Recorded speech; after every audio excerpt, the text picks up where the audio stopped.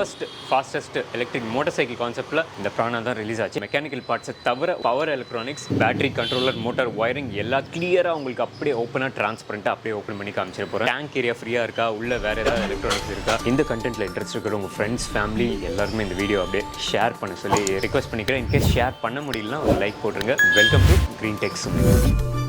India fastest electric motor சைக்கிள்குள்ளே என்ன இருக்குது அப்படின்றது எல்லாருமே வந்து இது ஒரு வீடியோ பண்ணணும்னு சொல்லிட்டு ரொம்ப நாள் நினச்சிட்டு இருந்தோம். கம்பெனி சர்வீஸ்லேயே இருக்கலாம், நம்ம இதில் வந்து எதுவுமே டச் பண்ண வேண்டாம் அப்படின்ற ஒரு தாட்டில் இருந்தோம். பட் இப்போ சிச்சுவேஷன் என்னன்றது உங்களுக்கு ஆல்ரெடி சொல்லியிருந்தேன். ஒன்ஸ் சர்வீஸ் விட்டுட்டு வெளியே எடுத்தப்போ வேறு வண்டி மாதிரி வந்தது. ஸோ அது ஒரு reason, one of the reason. இப்போ இது எல்லாமே வந்து ரீப்ளேஸ் பண்ணணும் அப்படின்ற ஒரு ஐடியாவில் இருக்கேன். அவுட்டர் பார்ட்ஸ் எல்லாமே எடுத்துகிட்டு இதில் என்னென்ன ப்ராப்ளம்ஸ் இருக்குன்றதை ரெக்டிஃபை பண்ணிவிட்டு அதுக்கப்புறமா எல்லாத்தையுமே ஃபிக்ஸ் பண்ணலான்ட்டு இருக்கோம். என் கூட என் கசினும் இருக்கும். ராஜி ஆரம்பிச்சிடலாமா? ஃபஸ்ட்டு ஸோ ஒன்று இந்த பேக் சீட் இன்றைக்கி இது யாருன்னு தெரில. பட் கம்பெனியில் வந்து சர்வீஸ் விட்டு எடுத்தப்போ டோட்டலி மாற்றியாச்சு. அவங்களுக்கே தெரியல இது எந்த வண்டி ஓடுது அப்படின்னு சொல்லிட்டு இருக்கிறத எடுத்து போட்டு கொடுத்தாங்க. பட் இது இருக்கிறதுல கொஞ்சம் பெட்டராக இருக்குது. மற்றது எல்லாமே வந்து ரொம்ப டேமேஜாக இருக்குது.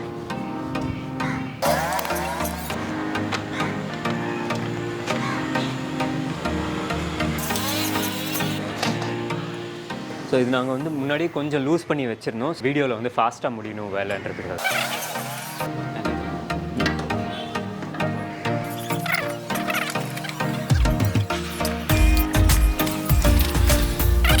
இதுதான் மெயின் பார்ட்டு. திக்னஸ்லாம் இது நல்லா தான் இருக்குது. ஏபிஎஸ் பிளாஸ்டிக் மாதிரி இருக்குது. இந்த மாதிரி கொஞ்சம் வெண்ட் மாதிரி வச்சு பண்ணியிருக்காங்க. இந்த ஹோல்ஸ்க்கும் இதுக்கும் வந்து அலைன்மெண்ட் எங்கேயோ இருக்கும். அந்த சைட் பார்த்தீங்கன்னா இந்த இடம் எல்லாமே வந்து கட்டாக இருக்கும். இங்கே வர்ற பாட்டு இது வந்து வாங்கின கொஞ்ச நாள்லேயே இந்த மாதிரி ஆகிடுச்சு பாருங்கள். இது வந்து எம்சீல் போட்டு எது போட்டாலும் இது வந்து ஆக்சுவலாக நிற்கல, உடஞ்சிட்டே தான் இருந்தது. காரணம் என்னென்னா இந்த ஹோல் இங்கே இருக்கும். பட் இதுக்கு வர்ற ஹோல் வந்து அந்த ஆக்சுவல் ஹோல் ஃப்ரேமில் வந்து கொஞ்சம் தள்ளி இருக்கும். ஒரு 4-5 mm தள்ளி இருக்கும். புல் பண்ணி அந்த டென்ஷன்லேயே வந்து இதுவும் உடையும். ப்ராப்பராக அலைன்மெண்ட் இருக்காது, பேனல் கேப் வரும், ராட்லிங் நாய்ஸ் வரும், எல்லாமே எல்லா ப்ராப்ளம்ஸும் இருந்தது. ஃபர்ஸ்ட் வெர்ஷனில் இந்த வெர்ஷனில் வந்து அந்த ப்ராப்ளம்ஸ் எல்லாமே இருந்தது. அண்டு இந்த பேனலில் வந்து என்ன பிரச்சனைன்னு பார்த்தீங்கன்னா இந்த மாதிரி இங்கே அண்ட் அந்த சைடு அது ஃபுல்லாகவே உடஞ்சி தான் இருந்தது. எடுக்கும்போதே ஆல்ரெடி உடஞ்சிருந்தது மாதிரி இருந்தது. என்னோடய மெயின் கம்ப்ளைண்ட் இது தான். இங்கே பாருங்கள். ஸோ நம்ம வெஹிக்கிள் விடும்போது ரொம்ப கேர்ஃபுல்லாக அவ்வளோ நம்ம பார்த்து மெயின்டைன் பண்ணியிருந்தோம். டெய்லி வெயிலில் விட்டு டோட்டலாக பீல் அவுட் ஆகிடுச்சு பாருங்கள் இந்த ஸ்டிக்கரு. இது திருப்பி ஒரிஜினல் ஸ்டிக்கர் மாதிரி வராது. நம்ம என்ன தான் திருப்பி நம்ம ஒர்க் பண்ணாலும் இந்த மாதிரி ஒரிஜினல் கம்பெனிலேருந்து வர ஸ்டிக்கர் மாதிரி அந்த ஃபினிஷிங் வராது. அடுத்த முக்கியமான விஷயம், இந்த டேங்க்குள்ளே என்ன தான் இருக்குது, இதுக்குள்ளே எதாவது இருக்கா இல்லையா அப்படின்றது தான். ஸோ கம்ப்ளீட்டாக இது வந்து இது மேலே இந்த பெட்ரோல் டேங்கோட கேப் நாங்கள் ஓப்பன் பண்ணி வச்சிருந்தோம். ஸோ இது வந்து ஆக்சுவலாக கம்ப்ளீட்லி ஹாலோ, உள்ளே எதுவுமே இல்லை. டிசைனுக்காக தான் கொடுத்துருக்காங்க எனக்கு தெரிஞ்சு. யூஸ்வலாக பெட்ரோல் பைக்ஸ்க்கு வர்ற மெட்டல் டேங்க்கு அந்த அளவுக்கு வெயிட் இருக்குது. ஃபினிஷிங் எல்லாமே வந்து பெட்ரோல் வெஹிக்கிளோடது அப்படியே இதில் போட்டிருக்காங்க. ஜஸ்ட்டு கீழே மட்டும் கட் பண்ணியிருக்காங்க. இந்த பெட்ரோல் போடுற ஸ்லாட்டு கூட வந்து டம்மி ஸ்லாட் இது. இதில் எதுவுமே இருக்காது.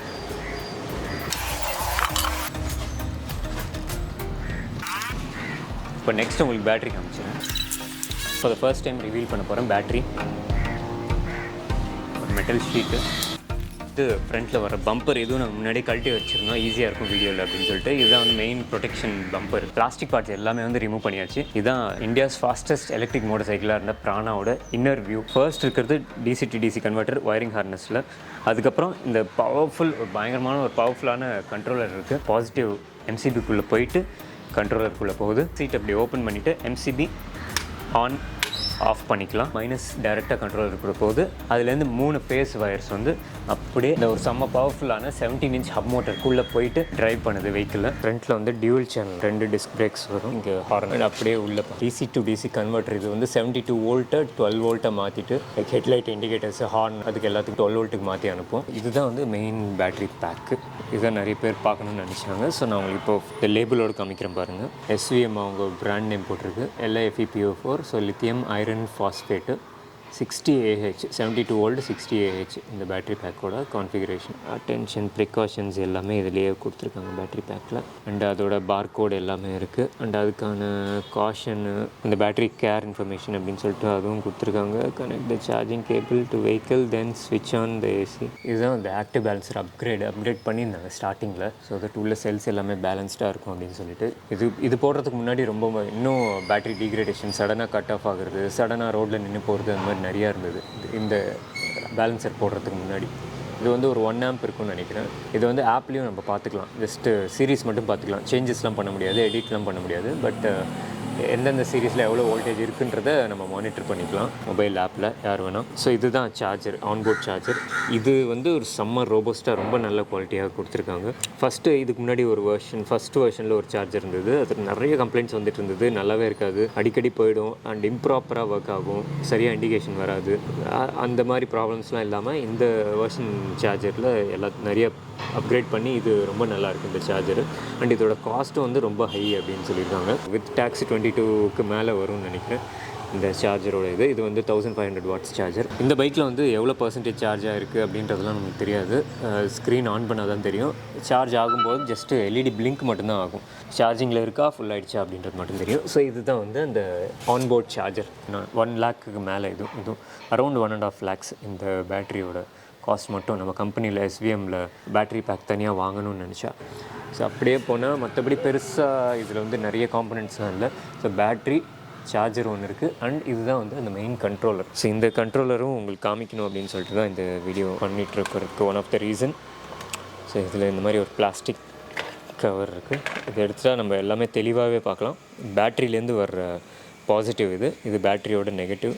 இந்த நெகட்டிவ் வந்து டைரெக்டாக இங்கேருந்து போகுது பேட்டரியிலேருந்து. பாசிட்டிவ் வந்து அந்த சைட்லேருந்து இப்படி போயிட்டு எம்சிபிக்குள்ளே போயிட்டு அதுக்கப்புறம் இதுக்குள்ளே போகுது. இது கீ ஸ்விட்ச்சு, அது வந்து பேரலாக கனெக்ட் பண்ணியிருக்காங்க. ஸோ பாசிட்டிவ்லேயே வந்து 2 இருக்குது. இது ரெண்டுமே பாசிட்டிவ், இது நெகட்டிவ். இது வந்து ஒன்று வந்து ஃபியூஸ்டு, இன்னொன்று வந்து ஃபியூஸ் இல்லாமல் டைரெக்டாக இருக்கும். ஃபியூஸ் தேவையில்லை, பிகாஸ் நம்ம எம்சிபி வச்சுருக்கோம் அண்டு நிறைய ப்ரொடெக்ஷன்ஸ்லாம் ஆல்ரெடி இருக்கிறதுனால. ஸோ இதுக்குள்ளே போயிட்டு பவர் எலக்ட்ரானிக்ஸு இதில் ரெகுலேட் ஆகிட்டு நம்மளுக்கு இந்த 3 இது ஆக்சுவலாக வந்து 3 ஃபேஸ் ஏசி கரண்ட்டு தான் இதுலேருந்து வரும். 3 ஒயர்ஸுமே வந்து இப்படி இங்கேருந்து போயிட்டு இது வழியாக உள்ளே கனெக்ட் ஆகி இந்த ஹப் மோட்டருக்கு போயிடும். ஸோ இது உள்ளே போய் பாருங்கள். ஸோ இது வந்து ஒரு செம்ம பவர்ஃபுல்லான ஹப் மோட்டர். இது கிட்டத்தட்ட 8 கிலோவாட் கூட பீக் போகும்னு நினைக்கிறேன். ஸோ அந்தளவுக்கு ஒரு பயங்கரமான ஹப் மோட்டர் இது. மெயின் ஒயர்ஸ் எல்லாமே இதுலேருந்து கண்ட்ரோலர்லேருந்து இங்கேருந்து வெளியில் வரும். அண்ட் இங்கே இன்னொன்று இருக்குது. ஸோ அதுதான் வந்து ப்ரோக்ராம் பண்ணுறதுக்கான ஒரு சாக்கெட்டு. இது வந்து மெயினாக கம்பெனிலேருந்து தான் பண்ணுவாங்க ப்ரோக்ராமிங்கு. ஸோ எவ்வளோ ஸ்பீடு வேணும், எவ்வளோ ஆக்சலரேஷன் வேணும், எவ்வளோ டாப் ஸ்பீட் வேணும், அண்ட் எவ்வளோ ஃபாஸ்ட்டாக வேணும், எவ்வளோ ஆம்ப்ஸ் மேக்ஸிமம் எடுக்கணும், இந்த மாதிரி விஷயங்கள் எல்லாமே இதுலேருந்து நம்ம சிஸ்டம்க்கு கனெக்ட் பண்ணி நம்ம ப்ரோக்ராம் பண்ணிக்கலாம். பிஎம்எஸ்லேருந்தும் அதே மாதிரி டேட்டா எடுக்கலாம். ஸோ அதுக்கான போர்ட்டும் இங்கே இருக்கும். ஸோ இந்த பேட்டரிக்குள்ளே இருக்கிற பிஎம்எஸ்ஸும் வந்து நம்ம இதுலேருந்து கனெக்ட் பண்ண முடியும். காமிக்கிறேன். இதில் நிறைய போர்ட்ஸ் வந்து டம்மி பண்ணி வச்சுருப்பாங்க, யூஸ் இல்லாதது. அண்ட் இன்னொரு விஷயமும் நான் இதில் உங்களுக்கு இப்போ அப்டேட் பண்ணுறேன். இதில் வந்து என்ன ஒரு சிறப்பு அப்படின்னு பார்த்தீங்கன்னா, இது வந்து இந்த மோட்டாரோட ஹால் சென்சர், இந்த எல்லோ க்ரீன் ப்ளூ தவிர ஒரு ஹால் சென்சர் இருக்கும். எல்லா ஹப் மோட்டர்ஸ்லேயும் இருக்கும், எல்லா பிஎல்டிசி மோட்டர்ஸ்லேயும் இருக்கும். இந்த ஹால் சென்சர் வந்து இந்த வெஹிக்கிளில் வந்து 2 கொடுத்துருப்பாங்க. ஸோ இதில் ஒன்று ஆல்ரெடி ப்ளக்இன் ஆகிருக்கு. அது தவிர ஒன்று வந்து இந்த மாதிரி ஃப்ரீயாக இருக்கும், சும்மா இருக்கும் இப்படி வெளியே. இது எப்போவுமே அவைலபிளாக இருக்கும். இன்கேஸ் இதில் ஏதாவது ஃபால்ட் ஆச்சு அப்படின்னா நீங்கள் டோட்டலாக இதை ஃபுல்லாக எடுத்து ரிப்பேர் பண்ணி திருப்பி போட வேண்டிய அவசியம் இல்லை. இதை ஜஸ்ட்டு ப்ளக்இன் பண்ணிவிட்டு போயிட்டே இருக்கலாம். ஸோ இது வந்து இந்த ஹப் மோட்டர் வந்து dual hall sensor model. So 2 hall sensor இருக்கும். அண்டு இந்த மாதிரி நிறைய டம்மி பண்ணி வச்சுருப்பாங்க.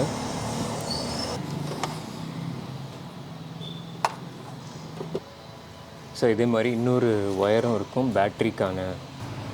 இது வந்து டிஸ்பிளே வந்து ஆக்சுவலாக இதில் வரமாட்டேங்குது. டிஸ்பிளேயில் வந்து எந்த மோடுன்றது இதில் வரமாட்டேங்குது. பட் அதுக்கான ஆப்ஷன் இருக்குது. ஆனால் இது ஏன் கனெக்ட் பண்ணாமல் இருக்காங்கன்றது தெரியாது நம்மளுக்கு.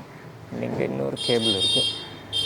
மோஸ்ட்லி இதுதான் ப்ரோக்ராமபிள் கேபிளாக என்னன்றது கரெக்டாக தெரியல. பட் இந்த பிஎம்எஸ்ஸையும் நம்ம சிஸ்டமுக்கு கனெக்ட் பண்ணலாம் ஒயரோட. ஸோ அதுலேருந்து நம்ம டேட்டா எடுக்கலாம், எப்போது எவ்வளோ ஆம்ஸ் போயிருக்கு அண்ட் எப்போது பிஎம்எஸ் கட் ஆஃப், எப்போ பேட்டரி கட் ஆஃப் ஆச்சு, அந்த மாதிரியான விஷயங்கள் எல்லாமே நம்ம சிஸ்டம்க்கு கனெக்ட் பண்ணி அதுவும் டேட்டா எடுக்க முடியும். So DC to DC, battery, balancer, charger, controller and இதுதான் வந்து மெயின் ஹப் மோட்டர். இதுக்குள்ளே தான் வந்து காயில் வைண்ட் பண்ணி ட்ரைவ் பண்ணுறாங்க வெஹிக்கிளில். அண்ட் ஒயரிங் ஹார்னஸ்க்கான இந்த மெயின் ஒயர் வந்து இப்படி வருது. இந்த கேபிள்ஸ் எல்லாமே இதுக்குள்ளேருந்து வந்து ஸோ இந்த வழியாக அப்படியே வந்து ரியர் செக்ஷனுக்கும் போகுது. இங்கே வந்து ரியர் லைட்ஸ் இது எல்லாத்துக்குமே இதில் போயிடும். இதெல்லாம் வந்து பயங்கரமாக துரு பிடிச்சிருந்தது. இங்கெல்லாம் நாங்கள் ட்ரீட் பண்ணியிருக்கோம். இது இந்த இடம் அண்டு இந்த இடம்லாம் வந்து பயங்கரமாக துரு பிடிச்சிருந்தது. இங்கே பயங்கரமாக ரஸ்ட் இருந்தது. நாங்கள் ஒரு ரஸ்ட் கிளீனர் வச்சு ட்ரீட் பண்ணியிருக்கோம். இந்த ரஸ்ட்டில் ட்ரீட் பண்ணதுனால தான் இங்கெல்லாம் வந்து கொஞ்சம் இந்த மாதிரி ஒயிட்டாக தெரியுது உங்களுக்கு. இல்லாட்டி பயங்கரமாக ரஸ்ட் இருக்கும். ஓவரால் ஒரு ஐடியா வந்திருக்குன்னு நினைக்கிறேன். இந்த ஃபாஸ்டஸ்ட் எலக்ட்ரிக் மோட்டர் சைக்கிளில் எப்படி கான்ஃபிகர் பண்ணியிருக்காங்க அப்படின்னு சொல்லிட்டு. இந்த பவர்ஃபுல்லான பிராணா எலக்ட்ரிக் மோட்டர் சைக்கிள்குள்ளே என்னென்ன இருக்குன்றதை முடிஞ்ச வரைக்கும் கம்மி டைமில் எவ்வளோ கிளியராக டீட்டெயில்ஸ் சொல்ல முடியுமோ என்னால் சொல்லிட்டேன். இந்த அவுட்டர் பார்ட்ஸ் எல்லாமே திக்னஸ் எல்லாம் ஓகே, பட் அந்த போல்ட்ஸ்க்கும் அதுக்கும் அந்த அலைன்மெண்ட் அண்ட் அவுட்டர் ஃபினிஷிங் அது எல்லாமே வந்து நல்லாவே இல்லை. இப்போ நான் திருப்பி கம்பெனிக்கு அது எல்லாத்தையுமே ஒரு லிஸ்ட் கேட்டிருந்தேன். பட் அதோட எக்ஸ்பென்ஸ் எங்கேயோ போகுது. லோக்கலாக கிடைக்கிற easily available parts, outer panels எது கிடைக்குதோ, எது நல்லா இருக்குமோ, எது நல்லா மேட்ச் ஆகுமோ அந்த பார்ட்ஸில் கான்ஃபிகர் பண்ண போகிறோம் அவுட்டர் பார்ட்ஸை. இந்த ஒரிஜினாலிட்டி எந்த ஒரு சேஞ்சஸும் பண்ணாமல் அப்படியே அந்த பார்ட்ஸ் மாற்றுற மாதிரி யோசிச்சு வச்சுருங்க. ஸோ அது எது நல்லாயிருக்குன்றது உங்களோட ஐடியா சொல்லுங்கள் அண்ட் கமெண்ட் சொல்லுங்கள், எப்படி பண்ணால் நல்லாயிருக்கும் அப்படின்றது. அண்ட் இந்த அடுத்தடுத்த வீடியோஸ் மிஸ் பண்ணாமல் இருக்கிறதுக்கு அந்த சப்ஸ்கிரைப் பட்டன் அது பண்ணிவிடுங்க. அண்ட் இந்த கண்டென்ட்டில் இன்ட்ரெஸ்ட் இருக்கிற உங்கள் ஃப்ரெண்ட்ஸ், ஃபேமிலி எல்லாருக்குமே அந்த ஷேர் பட்டன் அதை ப்ரெஸ் பண்ணி அப்படியே ஷேர் பண்ணுங்கள். இன்கேஸ் ஷேர் பண்ண முடியலனா ஒரு லைக் போட்டுருங்க. நெக்ஸ்ட் வீடியோவில் பார்க்கலாம். க்ரீன் டெக் நண்பன்.